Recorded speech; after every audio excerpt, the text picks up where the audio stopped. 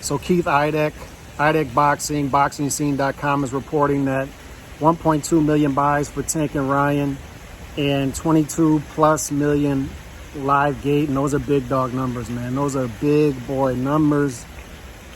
Particularly that a lot of that 1.2 came from an $85 price point. It's big numbers. That's a lot of money being generated.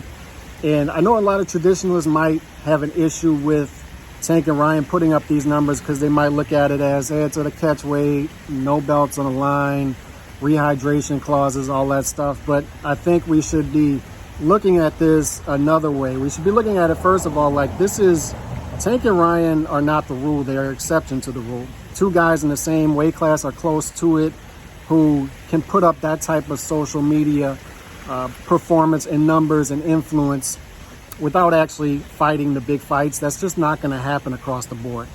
So that's number one. And number two, it also proves that if a fight is in demand and you deliver it, you don't marinate it, you just deliver it. Because I think if PBC had its way, this fight would have been marinated. But if you just deliver it, the numbers are going to be there. They may not be 1.2, but if you deliver the fights, people are going to buy it. Even with piracy, people are going to buy it. People are going to show up. It's going to be better for the fighter long term, not only short term, but long term, because if you put these fighters in the fights, they're going to be bigger stars. Rising tide lifts all boats. It's going to be better for the sport altogether.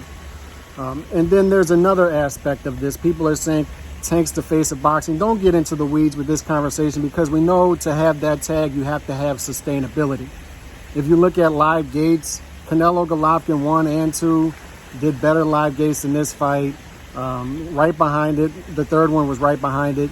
And on top of that, Canelo has done 2 million plus. He's done multiple pay-per-views, 1 million plus. It's sustainability. And to have that sustainability, you have to continue to behave in a way that got you that star tag. And with Tank, it was, he jumped from 100 to 200,000 pay-per-view buys to 1.2. How? By giving the market the fight that they wanted. So here's the bad news for the Tank sexuals who want to keep him because they're the Tank super fans. They want to keep him in bubble wrap. They don't want him to lose his O. Here's the bad news for them is in order for Tank to continue to put up these numbers, if he wants to become the face of boxing, he's got to do the face of boxing shit. He's got to put up sustainability. He's got to be consistent. He's got to consistently give you the fights like Canelo did to his fans, and he grew his base over time. To where it's not just a Mexican base, it's a universal base, and people just want to show up and watch him fight, win or lose. And that's the good thing for Tank is win or lose, as long as he's giving us the fights, the numbers are going to be there.